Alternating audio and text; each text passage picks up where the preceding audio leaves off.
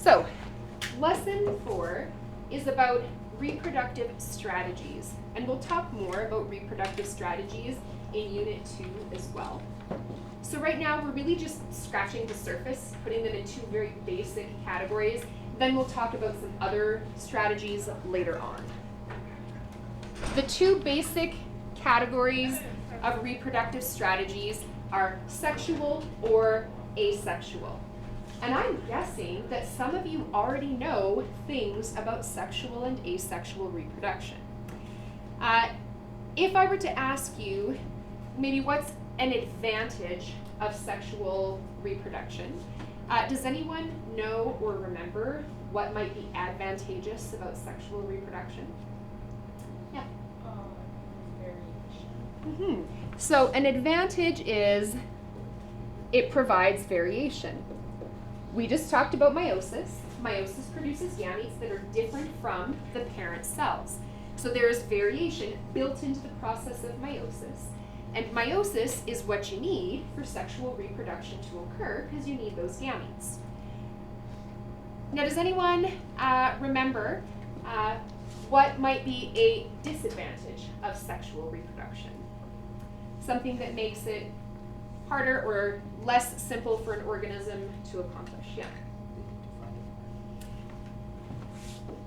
So they need to find a partner. In other words, there are two parents. Now, two parents is good in the context of variation, but having to find the other organism can sometimes be difficult depending on which species it is we're talking about. So, sexual reproduction is good because it produces variation, but you have to be able to find a partner. If you can't find a partner, you can't reproduce. Let's talk about asexual reproduction. Now, if we take a look at what was good about sexual reproduction and we just flip them, it tells us what's good and bad about asexual reproduction. In asexual reproduction, the advantage is that there's no need for a partner. So only one parent is required. So that's advantageous. If you're all alone, you can still reproduce, your species can continue to survive and thrive. However, because there's only one parent, there is no real variation because mitosis is what we're going to use, and mitosis produces identical cells to those of the parent. So organisms that reproduce asexually are not producing offspring that have different DNA from the parent. The offspring will have the same DNA, the same chromosomes as the parent. Now, what I'm going to do is show you just a few examples, first of how prokaryotic cells and then how eukaryotic cells might accomplish sexual and asexual reproduction, just so you have some examples of what these different strategies might look like in real life. So we're going to start with prokaryotic cells. Now perhaps you're like, what's a prokaryotic cell? What even is that? Prokaryotic cells generally, oh, well that's no good. I thought I oriented this. Are bacteria. Sorry about the weird squiggle line. Prokaryotic cells are the ones that don't have all of the organelles. So maybe you remember them, like Science 10, long time ago. Some cells, eukaryotic cells, like plant cells or animal cells, have a bunch of organelles, like the Golgi apparatus and a nucleus and ribosome and all that kind of stuff. A prokaryotic cell doesn't have all of the organelles. They have cytoplasm, cell membrane, probably a cell wall, some DNA, but they don't really have most of the stuff that a eukaryotic cell has. So bacteria generally represent prokaryotic cells, okay? So the first example is binary fission, and this is, oh, I can't write, okay. Binary fission is our asexual reproduction example. The way that it works is that in bacteria that have one chromosome and no nucleus, the DNA replicates, and the cell divides into two identical daughter cells. So it kind of looks like mitosis. It's not mitosis. It doesn't have the same steps because the DNA is arranged differently. But if we were to just look at the general idea, one cell makes two identical cells, we're getting kind of the same end result. This can happen once every 20 minutes. And so this is how one bacterium could produce 1,000 bacterium fairly quickly because they can go through this process really, really rapidly. Now, you do not have to know the mechanism of binary fission like you had to know each step of mitosis. You would just need to know the big picture. This is asexual. I get identical cells that look exactly like the parent, and only one parent was necessary. Now, if you have a question about binary fission, oh, I forgot. Binary fission. Bi means two, fission means breaking. So the name literally means breaking into two, and that's what's happening. I'm a big fan of word etymology. Lots of science words are just fancy ways of saying something that you already know, but scientists like to use Latin and Greek words. Makes us sound cool. Or maybe not. Now, the other example for prokaryotic cells is something called bacterial conjugation. It's bacteria's way, sort of doing sexual reproduction. It doesn't really work like sexual reproduction works for plant and animal cells in the fact that there's no gametes. But prokaryotic cells could have variation in their offspring. It's possible for bacteria through a little structure called a pilus. So this little piece in the middle here, where it looks like the two cells have made kind of a bridge between each other, that's the pilus. And a bit of the genetic material could be transferred from one bacterium to the other. So you might see this little green bit right here. That's a little piece of DNA, and it's going to travel from the bacterium on the left to the one on the right, and thus change a little bit the DNA that's in the cell on the right. Now, just like with binary fission, you don't have to explain this mechanism, right? You don't have to tell me the steps of bacterial conjugation, but what you should recognize is this is how bacteria transfer genetic material, and this is how potentially recombination or variation would happen in a prokaryotic cell. Now, if you have questions about either of those two, I would love to answer them. Yes? Is this on the quiz tomorrow? It is, this idea of sexual versus asexual. And so keep in your mind, sexual reproduction generally goes with meiosis, asexual reproduction goes with mitosis. So really what we're doing is just giving a link to those two types of cell division that we already talked about. Now, in eukaryotic cells, we're going to focus today on asexual reproductive strategies. The reason is there's an entire unit on sexual reproductive strategies in animals. It's Unit 4. And so I'm not going to spend a whole bunch of time talking about it now because we're going to do it later.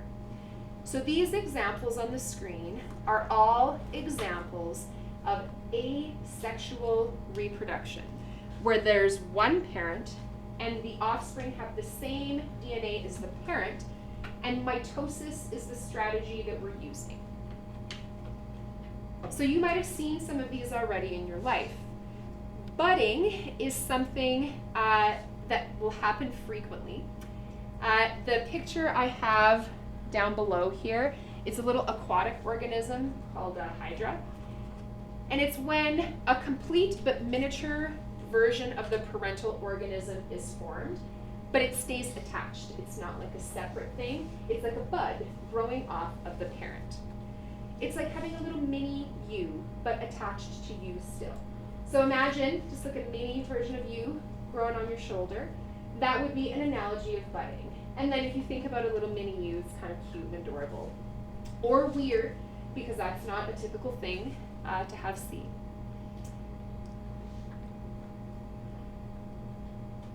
Now, that I put as 1A. 1B is sort of the same thing, but in plants. So sometimes you will have a plant start a new plant that's still attached to the original plant. If you look down here at my little picture, it's a strawberry plant. Strawberry plants will do this. They'll send like a little runner along the ground, and a new plant will start growing, but it'll still be attached to the original parent plant. Now the next one is fragmentation. That's when we get a new organism from a fragment. It's also kind of in the same neighborhood as regeneration, like regenerating a portion of an organism that was like cut off or lost. But always the idea is that in any of these, it's always mitosis that's happening. We're making identical copies of the parent cell. We're not getting variation.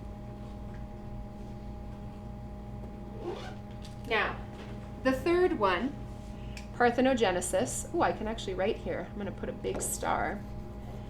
Of all of these, it's the hardest word to spell and pronounce, and it's the one that if I was going to bank money on, that you would find as part of a question. So say, for example, I was the person who's making the quiz you're going to do tomorrow, and I was like, what from this lesson do I want to ask them about? This is the one, because it's cool. It's got the long name, and it's the one the diploma tends to favor as well. It's called parthenogenesis. If you remember, genesis means the beginning of stuff. And so this is where, very specifically, we have an unfertilized egg that develops into an adult. Bees do this quite frequently, where there's one queen bee, she lays a bunch of eggs, and then instead of the egg being fertilized, the chromosomes just double themselves, so we don't have a second parent. The egg that's haploid has this little process where it'll just make a copy of all of its chromosomes, so now it's two of everything, and then that egg grows into an adult. Parthenogenesis, we used to think only happened with smaller organisms, insects, that type of thing. But there has been some very cool research about other organisms that do this. For example, I put a little article, if this interests you, in Google Classroom attached to the Lesson 4 post that tells you about lizards. Lizards are big, and not just like little tiny lizards, like big lizards, where we've discovered that parthenogenesis was happening. There were no males, only females, and yet there were still offspring. And so we didn't think until fairly recently that larger organisms or mammals did this. So we found some examples, like I said, in lizards and some other aquatic organisms. But this is a real possibility. Maybe we just haven't discovered an example of this happening yet. This might make a very interesting de facto topic. The last one, so relevant, besides this big disgusting mushroom here today. We could cut this open, but I kind of don't want to because I'm a little worried about what will be inside of it. But if you have ever looked at the underside of a mushroom, you will see little things that fall out of it. Those are spores. Mushrooms are an example of something that has spores. Some plants and some fungi have spores. Spores are something that allows a wide distribution. What a spore is some genetic material and cytoplasm inside of a cell wall. It'll often look like a seed or be kind of like a seed. The difference is a seed is what you get from sexual reproduction and a spore is not. This is all asexual reproduction examples, and so the spore is going to open in favorable conditions, like if it's warm enough or wet enough, or the combination of those two is just right. I need to stop touching this potentially poisonous mushroom here. So these 5 things are all ways that a non-bacteria, so a eukaryotic cell, could reproduce a new organism without a second parent. okay? They're all asexual. They all rely on mitosis. They all produce offspring that have the same DNA as the parent. If you could recognize an example of one of these, or recognize that it's asexual reproduction, mitosis, same DNA, that is the big picture idea here. Does anyone want to ask anything there? Okay, why don't we take, all right, we're going to continue so that we can be finished. The last little piece of the story in terms of sexual and asexual reproduction is that some organisms don't rely on only one way. Some organisms will rely on meiosis at some point in their life, but on mitosis at another point. And so we have what we call alternating generations. Now the example on the screen here is a very generic example, but in general, plants are things that are doing alternation of generations. So if you look at my picture, the top part's kind of green, it has an N. The bottom part's kind of blue, it says 2N. For some, but not all, plants, there'll be a portion of the life cycle where the organism that exists is N, is haploid, has half the number of chromosomes, which you might find weird. Humans don't have that. We don't have a point where like sperm just live on their own for an extended period of time being haploid. For sexually reproducing organisms, there's a very limited amount of time that those gametes stay viable. But for some plants that can produce spores, the spore is an example of asexual reproduction happening, and the spores will often be haploid. And the spores can grow into a full organism, so they don't need to be fertilized. They can just develop into an organism. And so on the top part, there's the word gametophyte. It's represented by an oval here with a bunch of cells inside of it. That's just because it was a very generic shape, but we could put some type of plant here and it would be representative. A gametophyte is a haploid organism that developed from a spore via mitosis. It will eventually produce gametes, but it isn't a gamete. It got made via mitosis.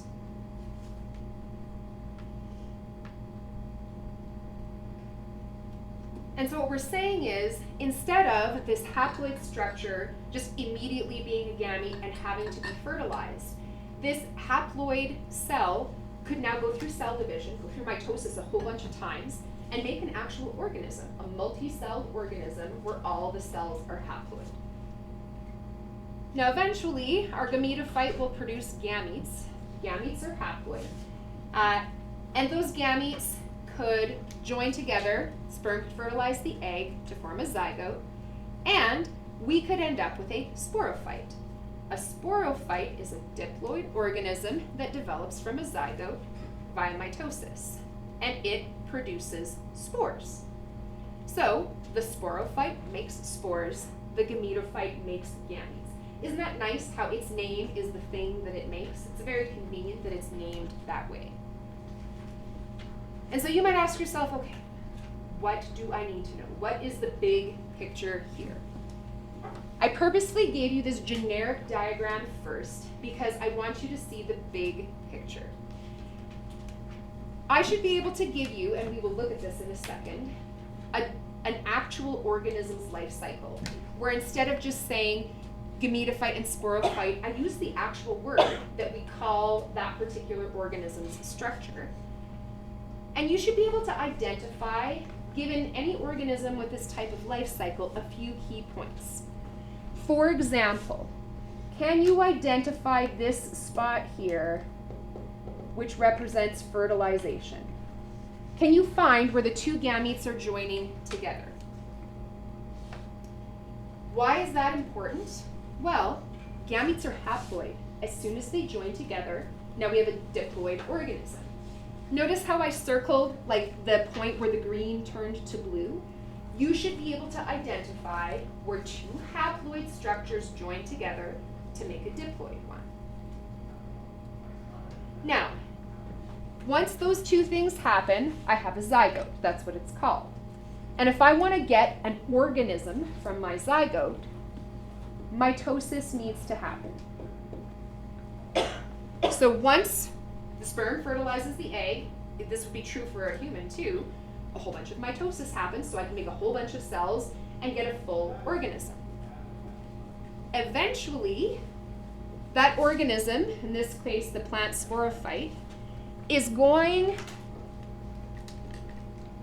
to perform meiosis somewhere, somehow.